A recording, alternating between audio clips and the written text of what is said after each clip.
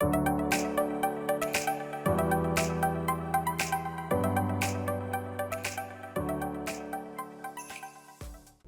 to CSPC Interview Series 2024. Today we have Dr. Ted Hewitt, President of the Social Sciences and Humanities Research Council.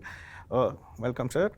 And CSPC is very thankful for SHIRK support and for you being an active member of CSPC community. Recently, SHIRK has funded in many international awards like Open Research Area 8 and Transatlantic Partnership. What is the significance of these international partnerships with regards to social science research in Canada? Ok, non, excellent. Juste pour commencer, je veux dire merci pour avoir m'invité à cette interview. C'est un grand plaisir d'être ici, de parler un peu plus sur le CRSH et la recherche en général.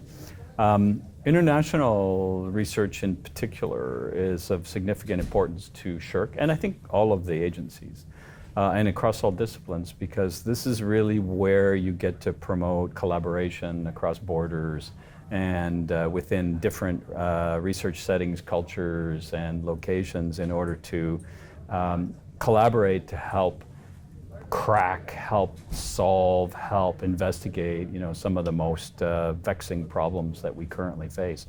It also gives us a chance to see how the rest of the world operates and what we can learn from that. In social sciences and humanities, it's particularly useful because we're so focused on social challenges and issues and so forth, arts and culture, and having that comparative vision, really helps to promote knowledge and understanding within those areas, as well as just having an opportunity to work with some of the best folks in their field. And that's why we participate in the open research area. That's why we helped to start the Transatlantic platform, was yes, to get at some of these thorny problems, but also to help create collaborations that would bring some of the best minds in the world together, and not just in Canada.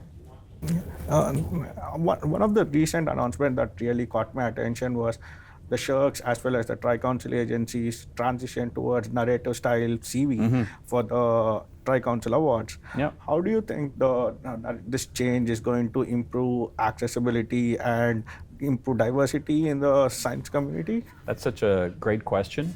And I don't think, we didn't get too many letters every week telling us how much people loved the old Canadian CV, and we knew we had to do something, and we put our minds to that and consulted extensively.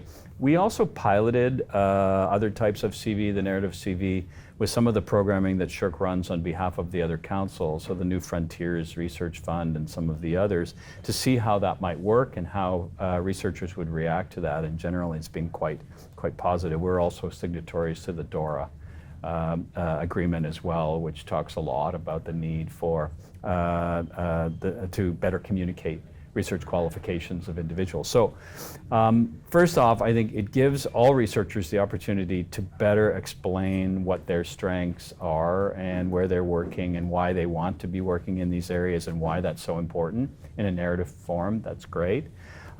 It also gives, from a diversity perspective and from the perspective of early career researchers, it gives them space to explain a little bit better about the work they're doing and how that's key to their career and how that's key to the broader research ecosystem in a narrative fashion.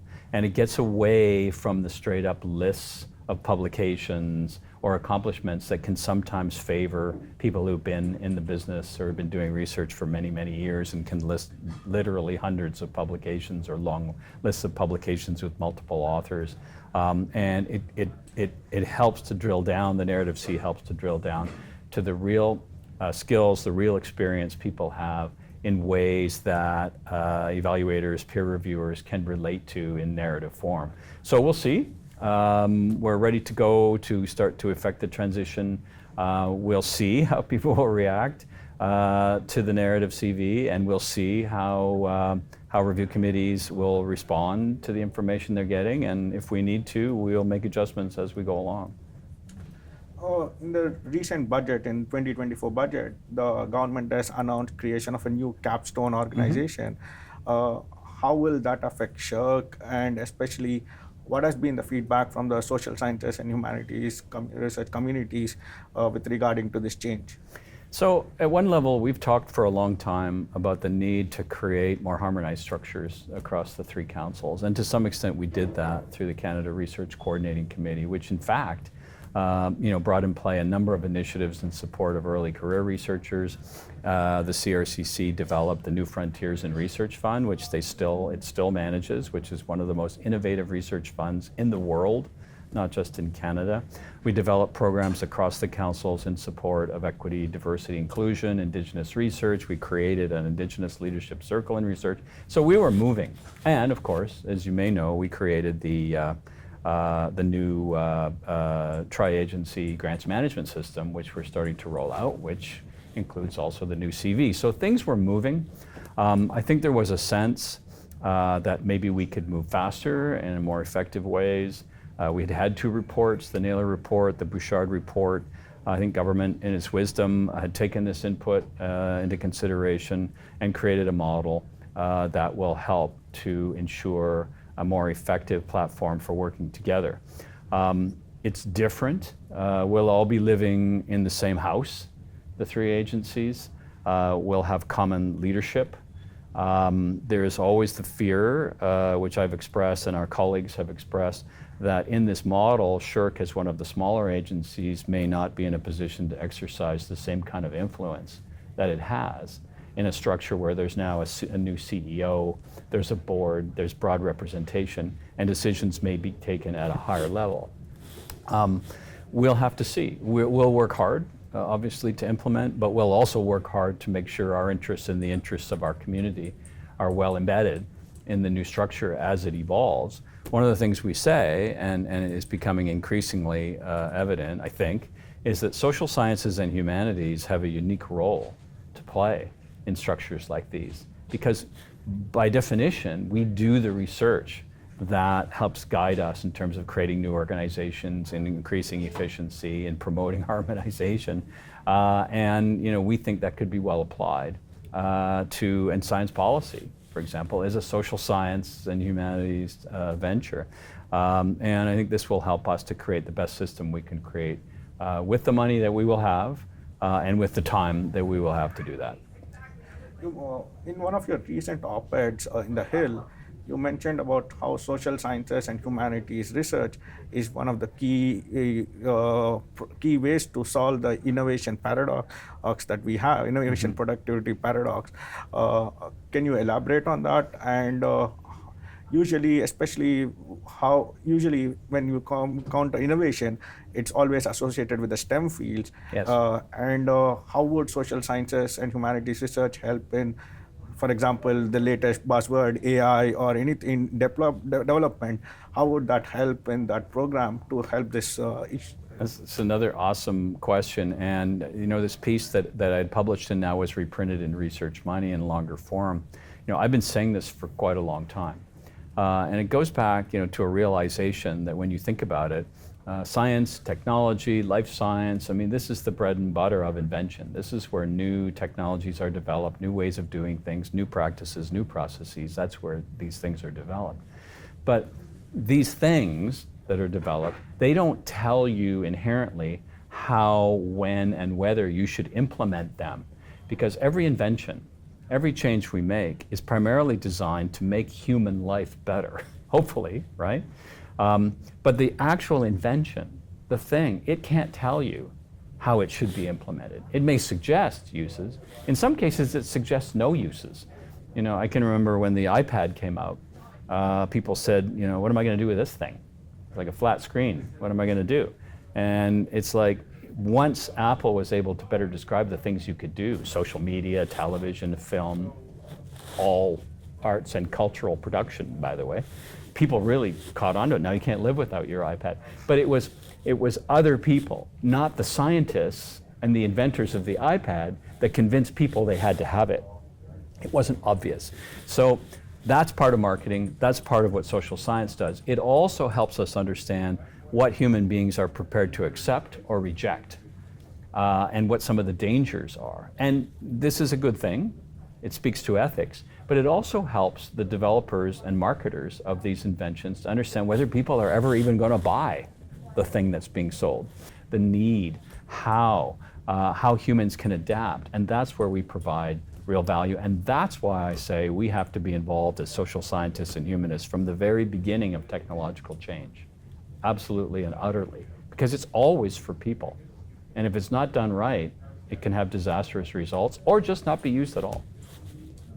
One of the there has been a recent push towards open science, and how has and what is the shirk, especially the changes in the open access publishing review that's big happening. Yeah. How is that going to impact, and with regards to the funding as well as how the programs are going to change on those ones?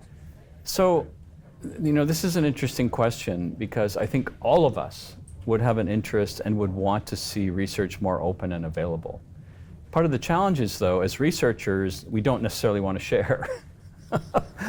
And so we have to bridge that gap. And then we have to also deal with a model of publishing that in some cases is not for profit and based on the sharing principle, but in many cases is for profit. In organizations and in structures and systems about which we actually know very little, other than profitability drives the particular behavior that makes these journals so successful. You combine that with a whole culture that suggests that some of the top journals in which you want to publish or I want to publish as a scientist tend to be private. They tend to be for profit.